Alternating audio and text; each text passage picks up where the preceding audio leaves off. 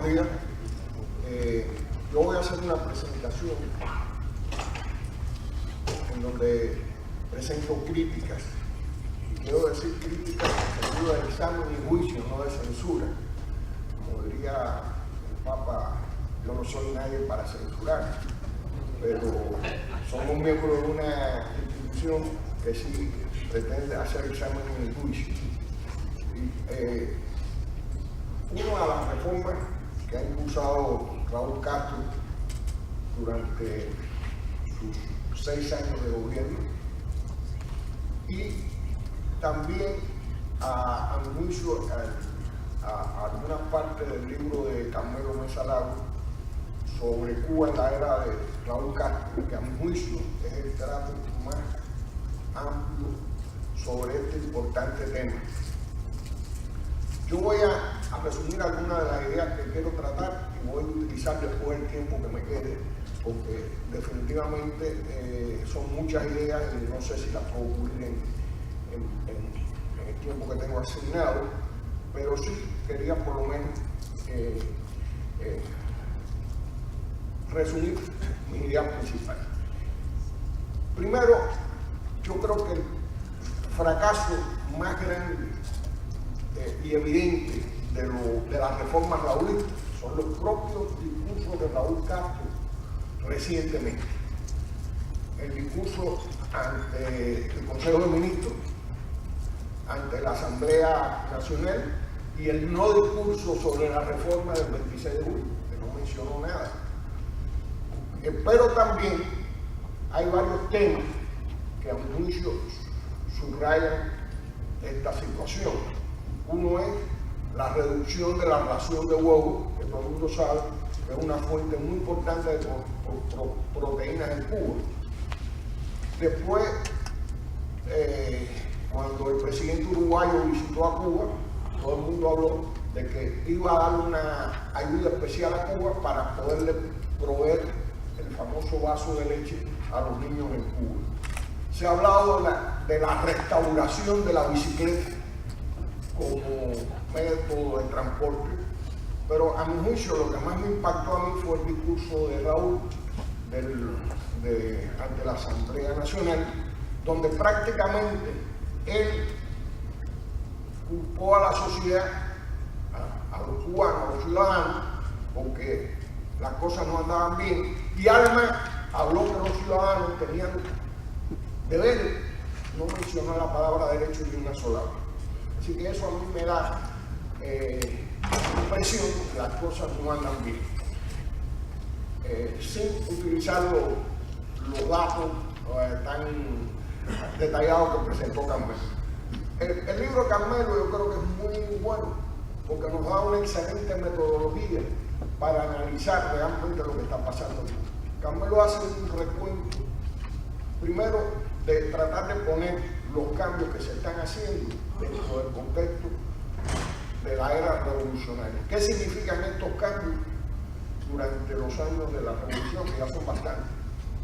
Después él analiza durante los últimos años, es decir, en su caso hasta el 2012, porque el libro se publicó a finales del 2012, de lo que había pasado en la economía en general, de lo que había pasado en el sector externo, que como todos ustedes saben es muy importante para una isla, y en el bienestar social. Así que este libro yo creo que es importante para entender la situación del país. Resume muchos de los temas que él mencionó aquí, pero claro, solamente hasta el 2012, porque el libro es del 2012. Y también para evaluar las reformas, tanto las reformas que se han hecho como las que son necesarias para el país, que no es lo mismo. La conclusión medular de Carmelo, que yo creo que es muy importante, es que Cuba requiere reformas estructurales de mayor envergadura para poder progresar. No es que Maduro no quiera ayudar a Cuba, sino va Maduro como presidente de Venezuela a poder seguir ayudando a Cuba a su situación interna. Yo creo que ese es el tema. Pero por otro lado, tanto Díaz-Canel como Murillo nos han indicado de que hasta ahora lo que se ha hecho de reforma en Cuba es lo más fácil, que ahora se vendrán reformas más complejas. Canel habla en términos generales, Díaz-Canel habla en términos generales, Murillo habla de dos reformas sumamente importantes que hasta ahora no se han hecho, que son las de las empresas estatales y eliminar la dualidad cambiaria. Así que el propósito mío a presentar este tema es tratar de alentar un debate, una discusión que no existe desafortunadamente sobre estos temas. Existe tal vez en algunos medios académicos acá, inclusive en la literatura que producen en Cuba, se produce en Cuba, tanto del sector oficial como la disidencia, no es uno de los temas principales. Y después hay algunas diferencias que yo tengo con Carmelo sobre la naturaleza de las reformas que se han hecho hasta ahora, que yo creo que también nos pueden dar una perspectiva un poco distinta de por qué su conclusión de que hay que profundizar las reformas en Cuba es más necesario todavía. Es decir, yo no difiero de su conclusión, sino que creo que su conclusión es más fuerte porque él no usa algunos argumentos a mi juicio correctamente, pero con un problema, por supuesto, como yo decía, no de crítica en el sentido de censura, sino de apreciación de juicio. Bueno, yo voy a pasar rápidamente a los temas que quiero tratar. Yo no sé, sinceramente, y difiero de que las reformas de Raúl Castro sean las más importantes en la era revolucionaria y que estén bien orientadas. Yo creo que eso es parcialmente cierto para ciertas áreas microeconómicas y sectoriales, como la agricultura, los servicios, la vivienda, etc. Pero yo no sé si se puede decir bien orientada, cuando el mismo Carmelo había repetido incansablemente aquí, que se desregula, pero con excesivos controles. Es decir, está bien orientado cuando usted desregula, pero mantiene tantos controles que la cosa no va a caminar. Yo no sé si eso se puede decir que esté bien orientado. Por otro lado, yo creo que en Cuba hay una idea que a veces nos olvidamos. Es que en Cuba, cuando la ofensiva revolucionaria de 1968 se eliminaron las pymes del panorama del país. Eso ha sido un craso error y nadie lo menciona. Es decir, ¿cómo es posible que una de las cosas más graves que se ha hecho en Cuba, que fue eliminar las pequeñas y medianas empresas totalmente en el año 68, han pasado 45 años después y es un tema que se nos olvida? No sé si porque el gobierno tiene miedo de que se reconoce que cometió un error, tiene que compensar de alguna forma a los afectados. Por otro lado, yo creo que Fidel Castro hizo reformas muy importantes a principios de los 90 que Raúl no ha hecho en el área general o macroeconómica. Se introdujo el CUC, que por años, según se nos cuenta de los economistas, especialmente Pavel Vidal, funcionó como una caja de convertibilidad que dio un manejo a la balanza de pago bastante, vamos a decir, bastante correcto dentro de las limitaciones del sistema o las limitaciones sistémicas.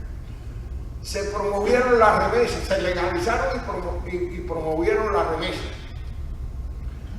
Se creó una ley de inversión extranjera que ahora lo que se habla es que a lo mejor hay que ampliarla, y se promovió el turismo. Yo creo que eso transformó la economía cubana en los años 90. Raúl Castro no ha hecho ninguna reforma similar que se pueda decir que ayuda a mover la economía, como se hicieron estas reformas. Por eso yo tengo mi duda si las reformas de Raúl hoy en día son las más importantes y completas de este periodo revolucionario. Es cierto que Raúl ha empezado con el tema de la reforma migratoria, que puede tener cierta importancia, dependiendo de cómo se aplique para promover la remesa, y eso podría ser importante para Cuba, pero el diablo está en los detalles y ya veremos qué tipo de cosas se. En ambos periodos se hicieron ajustes fiscales y, como ha comentado Ernesto en otras publicaciones, realmente Cuba ha tenido una restricción fiscal relativamente seria a partir del disparate del famoso déficit del principio de los años 90. Una de las cosas que yo creo que más puede justificar las reformas en Cuba es que los dos periodos donde se han aplicado reformas previamente, tanto el del 80 al 85, Carmelo pone el periodo más amplio todavía, pero yo creo que en el año 80-85 se introdujeron muchos de los cambios que todavía se están tratando de hacer. Incentivar el trabajo material, el trabajo por cuenta propia y estimular la agricultura privada. Eso no se inició con Raúl, eso se inició en los años 90, eso va a los años 80 y fue parado cuando Fidel Castro hizo el llamado proceso de rectificación de errores y tendencias negativas. Y por supuesto, como comenté anteriormente, no se ha tocado todavía el tema de las pymes o revertir la nefasta ofensiva revolucionaria. Así que yo tengo realmente, cuando veo el tema de las reformas, Cuba lleva 33 años reformando la pequeña agricultura, el trabajo por cuenta propia y los incentivos materiales. Yo creo que realmente el récord es bastante malo. Es cierto que ha habido reversiones, después impulso de nuevo, etc. Pero cualquiera de nosotros que lleve 33 años haciendo algo no tiene un buen récord. Un tema que a mí me llama también la atención y que a mí me parece que los éxitos, vamos a decir, de Raúl no son tan claros, es por su propio historial anterior. En el año 1996 hubo un proceso de purga de académicos y analistas reformistas revolucionarios, que fue cuando se eliminó el CEA, que Raúl fue el que inició y tuvo un rol activo en la defenestración de esta gente. ¿Cómo puede haber una discusión seria cuando pende sobre la cabeza de la gente que si uno presenta propuestas de cambios revolucionarios y socialistas no pueda ser defenestrado, cuando los que fueron defenestrados siguen defenestrados todavía y se han defenestrado otros recientemente? Otro tema que a mí me molesta también del enfoque raulista, sí, es que han militarizado mucho las empresas, inclusive la sociedad. Murillo es un militar. Yo siempre, con mi experiencia viviendo en América Latina, yo siempre veo que los militares siempre creen en la destrucción del enemigo, en su aniquilación, en anularlo. Puede manejarse una sociedad así cuando los militares aceptan la competencia como un mecanismo propio de una economía de mercado.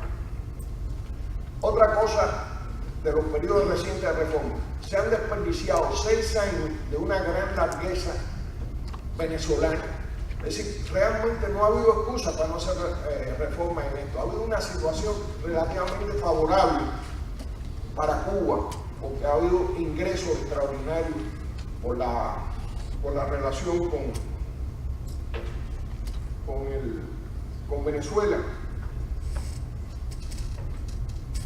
Además, a mí me parece excesivo de Raúl achacar que los problemas de la sociedad se deben a que los cubanos no cumplen con sus deberes, pero rechazan que existan derechos. o por lo menos los ignora. Bueno, ahora viendo al sector exterior, Cuba ha avanzado en los últimos años gracias a la ayuda venezolana. A mí me parece que la ayuda venezolana se basa en que los trabajadores, los profesionales cubanos en Venezuela perciben una parte muy pequeña de los ingresos que deriva Cuba por ellos. Esto a mí me parece un repudiable e insostenible expoliación del trabajador, que inclusive está prohibido por los convenios internacionales del trabajo. Pensar que Cuba pueda seguir con este tipo de arreglo en el futuro, yo no creo que sea sostenible. Esto tarde o temprano se va a parar, y yo creo que este es un tema que tenemos que tener presente. Otro tema que tenemos que tener muy presente y que se ignora mucho en todo el tema este de la reforma es, primero, el beneficio que puede derivar el país Cuba de sus relaciones con los Estados Unidos. Entre los trabajos más interesantes que se han presentado en esto últimamente ha estado los de Rafael Romero sobre el potencial enorme que tiene Cuba, que ya según los estudios de Morales ha empezado a disfrutar de aumentar las visitas de los cubanos americanos y de los ciudadanos estadounidenses a Cuba. Bueno, ese es un tema que si uno se pone a ver, eso está prácticamente ignorado, y Cuba podría tomar medidas para incentivar esto. Esto no requiere cambiar el embargo ni nada, sino mejorar las relaciones, y es una posibilidad. Desgraciadamente, este es un tema que se echa hacia un lado. Otro tema que yo creo que es muy importante es el rol que pueden tener la diáspora en la reconstrucción de la economía nacional. Es curioso que Óscar Espinosa Chepe todos los años nos recuerda aquí que es una posibilidad que Cuba debía utilizar más adecuadamente. Lo mismo en un documento reciente que hicieron Antonio Rodríguez y Jardines lo indica otra vez. Es decir, Cuba tiene un gran potencial que no utilizaba y que fue decisivo en las experiencias favorables de China y Vietnam. Yo creo que este es un tema que hay que incorporar en el análisis definitivamente y que no se debe evadir. Otro tema que a mí me parece que no se debe evadir es que se requieren derechos mínimos para que una economía de mercado funcione. Esto puede parecer un tema político, pero no es político. Yo creo que muchos de nosotros conocemos el famoso libro de Acemoglu y Robinson sobre por qué las naciones fracasan, en donde ellos dicen que a menos que una sociedad sea mínimamente inclusiva, no va a poder progresar en forma sostenida. Y que inclusive puede ser que si esas instituciones no son lo suficientemente sólidas, tengan retroceso.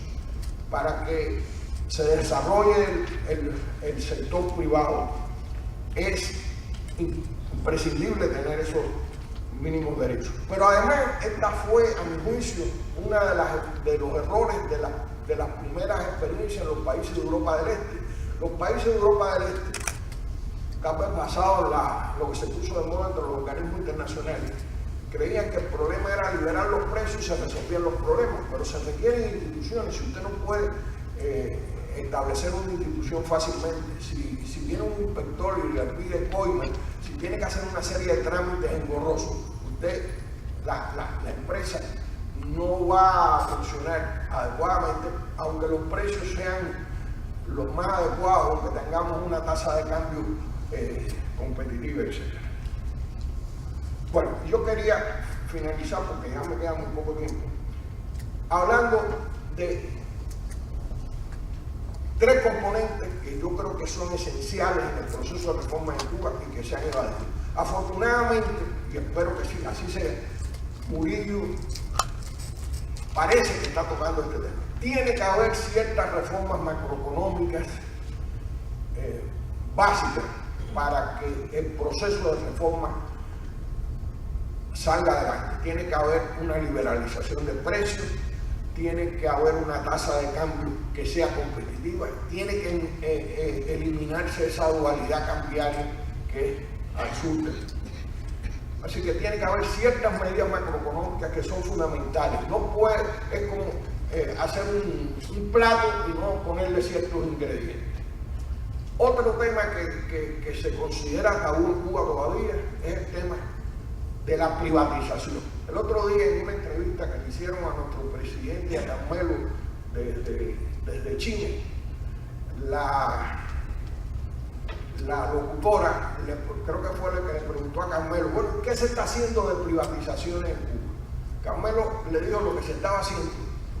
Y no me acuerdo si fue la locutora o el locutor dijo, pero ustedes están como estábamos nosotros hace 30 años atrás. Es decir, hay empresas sencillamente que no pueden manejar el Estado. El gobierno parece que está consciente de eso, pero ahora quiere cambiarlas, en vez de ser empresas estatales, son cooperativas, como se hizo con la UPC. Eso no va a funcionar. Hay ciertas actividades que son para pequeñas empresas. Bueno, y